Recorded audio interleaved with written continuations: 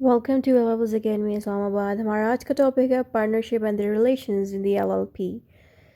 ये video start करने से पहले जो स्टूडेंट्स अगर पहली दफ़ा मेरे इस चैनल पे आ रहे हैं तो ये वीडियो मैं इस्लामी यूनिवर्सिटी ऑफ बहावलपुर के स्टूडेंट्स के लिए लेक्चर बनाया, लॉ के स्टूडेंट्स के लिए जो पार्ट 3 बिज़नेस लॉ कर रहे हैं। पार्ट 3 का सब्जेक्ट है बिज़नेस लॉ का, 5 इज़ लॉ एलएलबी में। तो उसी के अंदर बिज़नेस लॉ के अंदर आपको एक एक्ट आएगा लिमिटेड लायबिलिटी पार्टनरशिप का। तो इसी लिमिटेड लायबिलिटी पार्टनरशिप के एक्ट के अंदर ये टॉपिक मौजूद है, partnership and their relations in the LLP. LLP होता है लिमिटेड लायबिलिटी पार्टनरशिप, ठीक है।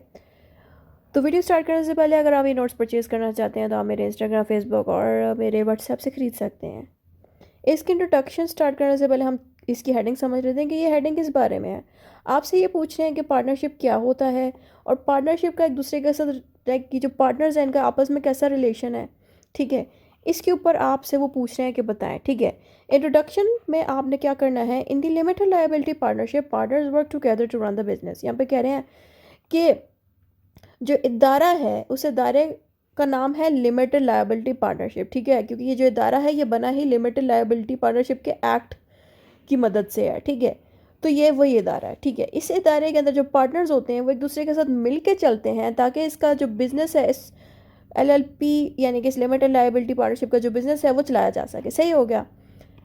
The relationship among the partners and between the partners and the LLP is clearly defined in the LLP Act। यहाँ पे ये कह रहे हैं कि पार्टनर्स का एक दूसरे के साथ रिलेशनशिप और पार्टनरशिप का अपने इदारे के साथ जो रिलेशनशिप है वो क्लियरली इस एक्ट के अंदर यानी कि इसी लिमिटेड लायबिलिटी पार्टनरशिप के एक्ट के अंदर सारी तफसील और इन्फॉर्मेशन मौजूद है कि कैसा रिलेशन रखना चाहिए इन पार्टनर्स को एक दूसरे के साथ भी और अपने इदारे के साथ, ठीक है। Understanding this relation is important because it determines the rights, duties and the liabilities of the partners in daily business and operation.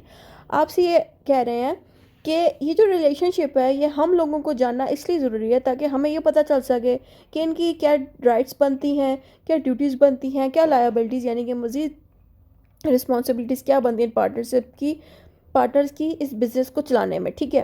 इसलिए हमें चाहिए कि हम इनका रिलेशनशिप अच्छे से जान सकें। तो नेक्स्ट हेडिंग आप देंगे रिलेशनशिप अमंग दी पार्टनर्स। अब रिलेशनशिप अमंग दी पार्टनर्स में ये सारी हेडिंग्स हैं जो आपने इसमें यूज़ करनी है, ठीक हो गया। तो सबसे पहली हेडिंग आती है हमारे पास mutual trust and the good faith. Partners must act honestly and in good faith towards each other.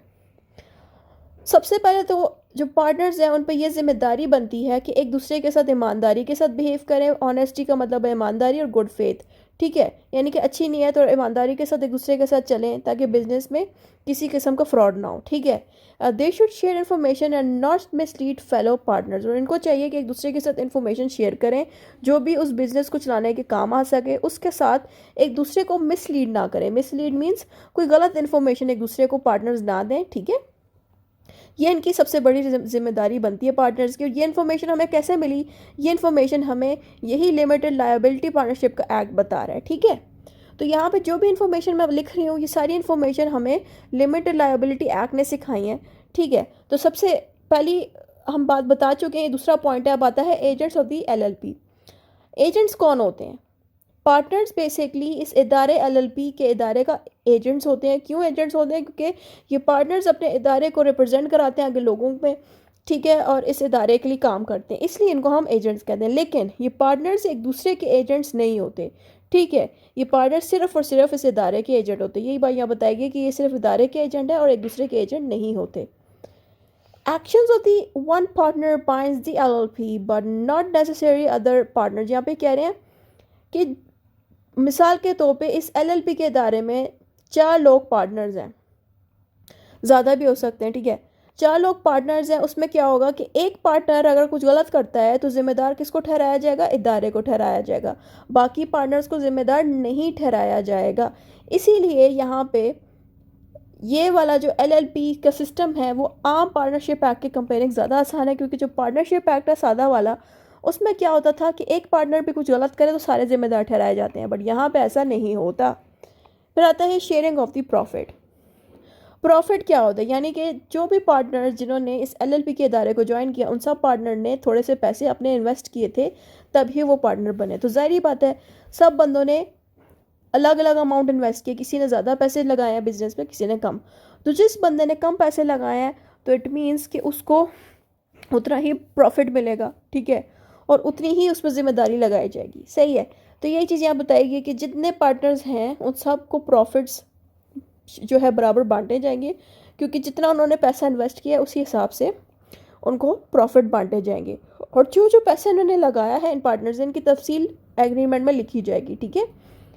कल को कोई पार्टनर ये नहीं कह सकता कि मुझे पैसे क्यों कम दिए जा रहे हैं, क्योंकि एग्रीमेंट में बताया गया था कि इस पार्टनर ने शुरू में इन्वेस्ट बड़े कम किए थे, इसलिए उसको उसी हिसाब से ही प्रॉफिट मिल रहा है। ठीक है। वो ये नहीं कह सकता कि बाकी पार्टनर्स अपनी मर्जी से पैसे कम दे रहे हैं, बल्कि इसने खुद ही पैसे कम लगाए थे इस बिज़नेस पे, जिसकी वजह से इसको प्रॉफिट भी उतना ही मिल रहा है, और ये चीज़ एग्रीमेंट में भी लिखी जाएगी। फिर आगे आता है if no agreement exist the LLP act provides, यहाँ पे ये कह रहे हैं कि अगर एग्रीमेंट नहीं हुआ तो हमें चाहिए कि हम LLP एक्ट यानी कि इसी लिमिटेड लायबिलिटी पार्टनरशिप एक्ट को फॉलो करें, क्योंकि इसमें कुछ रूल्स बताए गए हैं कि पार्टनर्स कैसे पे करेंगे और कैसे उनको प्रॉफिट डिस्ट्रीब्यूट किया जाएगा अगर एग्रीमेंट मौजूद नहीं। क्योंकि एग्रीमेंट में ऑफ कोर्स डिस्ट्रीब्यूशन के बारे में सारा कुछ बताया जाएगा, लेकिन अगर वो नहीं मौजूद तो हम इस एक्ट को यूज़ कर सकते हैं। फिर आगे आता है contribution of the capital. Capital क्या होता है? पैसा, मनी। ठीक है। तो जो पैसा इन पार्टनर्स ने लगाया होता है उसी पैसे को हम कैपिटल कहते हैं। ठीक है। Partners are expected to contribute the capital as agreed in the agreement. सारे पार्टनर्स को ऑफ कोर्स बताया जाता है कि आपने पैसे इन्वेस्ट करने हैं। अगर आपको पार्टनर बना तो जाहिर बात है हर बंदा अपने अपने हिसाब से जितने उनके पास पैसे होंगे उतना ही वो इन्वेस्ट करेगा। ठीक है। तो वो जो पैसा इन्वेस्ट किया जाएगा उस पैसे को हम कहेंगे कैपिटल। सही हो गया। Failure to contribute may lead to loss of profit share और लीगल एक्शंस। यहाँ पे ये कह रहे हैं कि अगर कोई पार्टनर खुद पैसे नहीं दे रहा, ठीक है, और बाकी के बंदे पैसे दे रहे हैं लेकिन एक पार्टनर नहीं पैसे दे रहा, जिसकी वजह से अगर उस कंपनी का लॉस हो जाता है, ठीक है, तो फिर से बाकियों का भी इकट्ठे ही लॉस होएगा। ये चीज़ हमें यहाँ पे बताई जा रही है। फिर आगे आगे पॉइंट हमने देना है, अगली हेडिंग देनी है relationship between the partners and the LLP। अब यहाँ से कम्प्लीटली डिफरेंट हेडिंग स्टार्ट हो जाती है जिसमें आपसे वो पूछ रहे हैं कि जो पार्टनर्स हैं उनका अपने इदारे LLP के इदारे के साथ क्या रिलेशन होना चाहिए। ठीक है। सबसे पहले तो हमने बताना है कि जो इदारा है ऑफ कोर्स रजिस्ट्री के बाद ये एक सेपरेट पर्सन की तरह ट्रीट किया जाता है, यानी कि इदारा इटसेल्फ एक सेपरेट पर्सन, एक सेपरेट इंसान की तरह ट्रीट किया जाएगा रजिस्ट्री के बाद। इसीलिए यहाँ पे इसके नीचे लिखा गया है कि जो LLP का जो इदारा है वो पार्टनर्स से डिफरेंट है। पार्टनर्स अपने हिस्से की ड्यूटी निभा रहे हैं, वहीं पे जो LLP है वो भी एक आम इंसान की तरह, एक आम पर्सन की तरह अपनी ड्यूटीज़ निभाएगा। तो यही चीज़ यहाँ बताई गई है कि LLP जो रजिस्टर हो जाता है, यानी कि जो इदारा रजिस्टर हो जाता है, वो अपने नाम से प्रॉपर्टी ले सकता है, कोर्ट में केस चला सकता है, और इसी इदारे के ऊपर इस इदारे को चलाने के सारा बर्डन होगा। ठीक है। और मज़ीद इसकी अपनी ड्यूटीज़ इस पे लगाई जाएंगी। पार्टनर्स जो होंगे ना उनका अपना काम है, अपना रोल अदा होगा, उनको हम इनके साथ इस इदारे के साथ कंपेयर नहीं करेंगे, क्योंकि इदारा अपने हिसाब से काम कर रहा है और पार्टनर्स इसके अपने हिसाब से चल रहे हैं। ठीक है। ये इस तरह से इनका रिलेशन है। फिर आगे क्या आपने बताना है लिमिटेड लायबिलिटी। इसमें बताना है कि जो पार्टनर्स हैं are not personally liable for the LLP debts. यहाँ पे कह रहे हैं कि जो इदारा है, इदारे ने किसी को अगर पैसे भेजने हैं या कोई भी पैसे का कर्जा है इदारे पे, तो वो कर्जे का जिम्मेदार उस इदारे के पार्टनर्स नहीं होंगे। ये चीज़ हमें यहाँ बताई गई है। उसके अलावा accept in cases of fraud, यानी कि पार्टनर्स ही अगर फ्रॉड कर रहे हैं उसे इदारे के, या इदारे की तरफ से कोई फ्रॉड हो जाए, ज़ाहिर बात है उस इदारे में ये पार्टनर्स ही होंगे ना, पार्टनर्स ने ही गड़बड़ करी है, तो पार्टनर्स की तरफ से किसी एक बंदे ने भी फ्रॉड कर दिया तो सारों को भी जिम्मेदार इधर ठहराया जा सकता है। जो इदारा है वो तो जिम्मेदार ठहराया तो जाएगा ही, लेकिन पार्टनर्स को भी जिम्मेदार ठहराया जाएगा फ्रॉड के केसेस में। इसलिए यहाँ भी ये बात लिखी गई है। फ्रॉड केस या फिर कोई रॉन्गफुल एक्ट कर लिया, कोई गलत हरकत कर दी या कोई और गलत कमिटमेंट कर दी, तो इस तरह के मामलात में जो है पार्टनर्स को भी जिम्मेदार ठहराया जा सकता है। फिर आगे आता है management and authority. Partners can manage the business as per LLP agreement. As per का मतलब है अकॉर्डिंग टू, यानी कि जैसा कि एग्रीमेंट ने बताया है उसी के अकॉर्डिंग ही पार्टनर्स बिजनेस को मैनेज कर सकते हैं, चला सकते हैं। और डेजिग्नेटेड पार्टनर्स क्या करते हैं कि कंप्लायंस और लीगल मैटर्स, यानी कि मजीद जो इंपॉर्टेंट इन्फॉर्मेशन है, लॉ रिलेटेड इन्फॉर्मेशन हो या कोई भी एक्स्ट्रा इन्फॉर्मेशन हो या काम हो या ड्यूटी हो, वो ये खास पार्टनर्स निभाते हैं। अब देखें कि एक डिपार्टमेंट LLP के डिपार्टमेंट में अगर 6 बंदे पार्टनर्स हैं तो 6 में से 2 ऐसे ज़रूरी 2 पार्टनर्स होंगे जो कंपनी के बहुत ही ज़रूरी इंफॉर्मेशन को हैंडल करेंगे, और वो उन्हीं पार्टनर्स के बीच ही डिसाइड किया जाएगा कि किन दो बंदों को हम ये वाली पावर्स दें। तो ये जो दो पार्टनर्स होते हैं इनको नाम दिया गया है डेजिग्नेटेड पार्टनर्स का, ठीक है।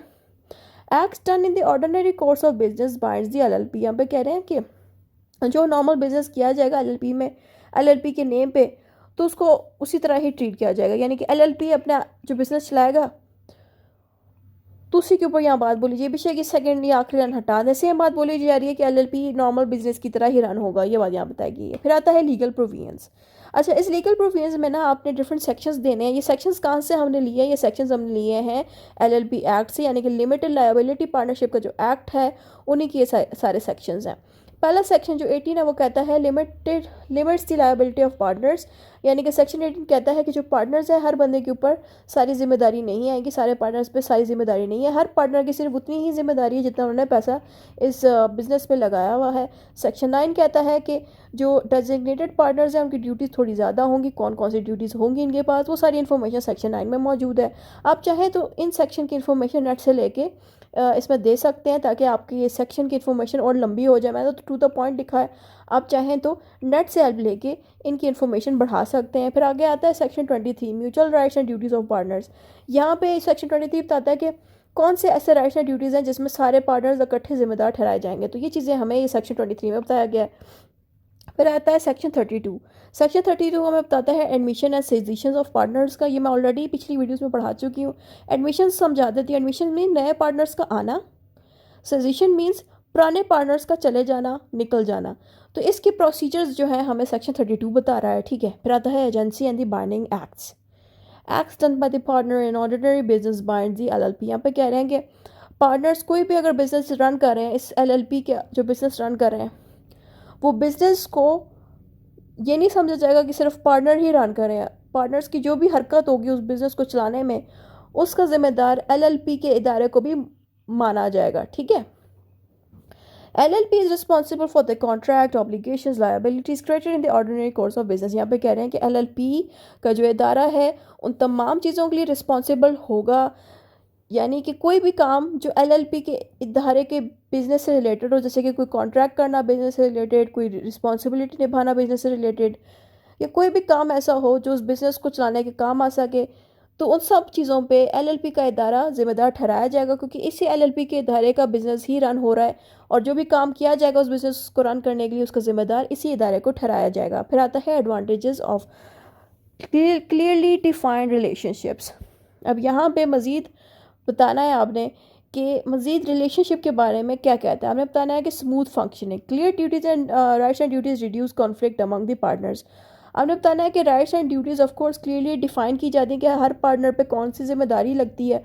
उससे क्या फ़ायदा होता है कि जो ड्यूटीज़ है वो जो फंक्शन और ड्यूटी निभानी होती है वो बहुत जल्दी निभाई जाती है। ज़ाहिर बात है, सबको पता होता है कि फ़लाँ पार्टनर के ऊपर कौन सी जिम्मेदारी है और फ़लाँ पे कितनी ज़िम्मेदारी है। उस हिसाब से फिर ये जो बिज़नेस है वो जल्दी रन हो जाता है, स्मूथली रन हो जाता है, क्योंकि कोई कन्फ्यूजन नहीं होती। सबको पता होता है कि कौन से पार्टनर पे कितनी जिम्मेदारी बनी हुई है। फिर आगे आता है protection of the partners. Limited liability protects personal assets from the business debts. यहाँ पे ये कह रहे हैं कि ये जो लिमिटेड लाइबिलिटी, इसका मतलब ये है कि जितना पैसा लगाया गया बिजनेस पे, नुकसान की वजह से सिर्फ वही पैसा उड़ेगा, ठीक है, ख़त्म होएगा। लेकिन जो उन पार्टनर्स का अपना पर्सनल पैसा है, जैसे कि उनका अपना घर है और गाड़ी है और जहीं कोई और चीज़ें हैं, वो चीज़ें क्या होती हैं? एसेट्स होती हैं। उनको हम एसेट्स कहते हैं, पर्सनल एसेट्स। तो अगर बिजनेस में नुकसान हुआ तो सिर्फ वही पैसे उड़ेंगे जो इन पार्टनर्स ने पैसे लगाए थे, लेकिन जो उनका अपना घर और ज़ाती गाड़ी है वो उनसे नहीं लिया जाएगा। ये चीज़ जो है हमें यहाँ बताई गई है। फिर आता है ट्रांसपेरेंसी एंड ट्रस्ट।